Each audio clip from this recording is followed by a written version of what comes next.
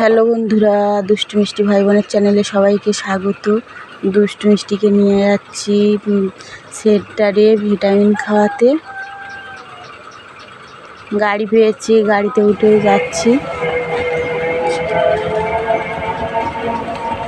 গাড়ি চড়তে খুব ভালোবাসে দুষ্টু মিষ্টি। সেন্টারে গিয়েছি। সেন্টারে দেখুন বাচ্চাদের টিকা দেওয়া হচ্ছে। ওই তো দুষ্টুকে ভিটামিন তেল খাওয়াচ্ছে, খেতে চাইছে না। ভালো খেতে।